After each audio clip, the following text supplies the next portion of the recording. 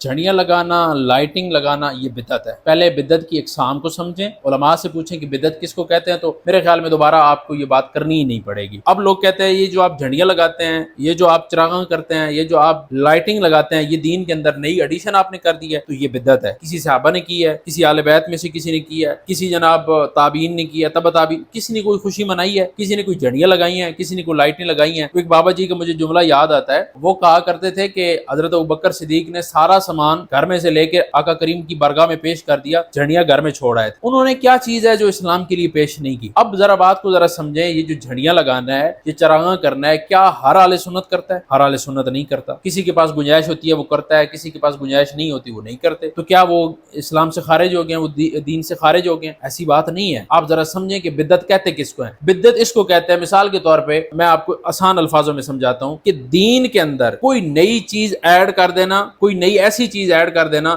جو پہلے نہیں تھی، اس کو بدعت کہتے ہیں۔ پھر بدعت کی بھی آگے قسم ہے، بدعت حسنہ ہے، بدعت صحیح ہے، وہ ایک آگے قسم ہے۔ لیکن اس کو پھر ضروری سمجھنا، یعنی کہ ہم کوئی ایک ایسی چیز ایڈ کر دیتے ہیں جس کو ہم ضروری سمجھتے ہیں کہ یہ آپ کریں گے تو ٹھیک ہے، نہیں کریں گے تو پھر غلط ہے، ایسا ہم نہیں کہتے۔ ہم کہتے ہیں اگر آپ لائٹنگ لگا سکتے ہیں، آپ اپنی خوشی کا اظہار کر سکتے ہیں، ٹھیک ہے، نہیں کر سکتے کوئی مسئلہ والی بات نہیں ہے، آپ صرف درود شریف پڑھ لیں، آپ کا عید میلاد النبی ہو گیا۔ کوئی ضروری نہیں ہے کہ آپ لائٹنگ تو تب ہوتی ہے کہ ہم کہتے ہیں کہ 12 ربیع الاول کو اگر آپ لائٹنگ نہیں لگائیں گے تو دائرہ اسلام سے خارج ہو جائیں گے، یا آپ کو کوئی گناہ ملے گا اس کا۔ اتنی بھی بات ہوتی نا کہ اگر کوئی 12 ربیع الاول کو لائٹنگ نہیں لگاتا، یا کوئی جھنڈیاں نہیں اٹھاتا، یا کوئی جلوس میں شرکت نہیں کرتا، یا کسی جلسے میں شرکت نہیں کرتا، وہ دائرہ اسلام سے خارج ہے یا اسے وہ گناہ کا مرتکب ہوا ہے۔ پھر تو آپ کا اعتراض بنتا تھا کہ یہ آپ کوئی نئی ایڈیشن کر رہے ہیں اسلام کے اندر۔ ہمارا یہ موقف ہے ہی نہیں۔ ہم سے آپ پوچھیں نا اہل سنت کا موقف کیا ہے؟ ہمارا موقف یہ ہے کہ اگر آپ جھڑیاں لگا سکتے ہیں لگائیں، نہیں لگا سکتے کوئی مسئلہ نہیں ہے۔ آپ نے 12 ربیع الاول کو ایک دفعہ بھی آقا کریم کی بارگاہ میں درود شریف کا نذرانہ پیش کر دیا، آپ عید میلاد النبی میں شامل ہو گئے، اس نیت سے کہ اس دن آقا کریم تشریف لائے تھے اس دنیا میں، تو میں آج نبی پاک پہ درود کے نذرانے بھیجوں گا۔ آپ کی عید میلاد النبی ہوگی، گھر میں بیٹھے ہوئے، کمرے میں گھس کے، سوئے ہوئے، لیٹے ہوئے، آپ نے درود شریف ایک دفعہ بھی پڑھ لیا اور اس نیت سے پڑھ لیا کہ میرے نبی پاک اس دنیا میں تشریف لائے تھے، میں آج درود شریف پڑھوں گا، آپ کا عید میلاد النبی ہو گیا۔ اب یہ آپ ہم سے سوال پوچھیں گے، میں نے پہلے بھی ویڈیو میں بتایا کہ ہم ڈانس، گانوں کے،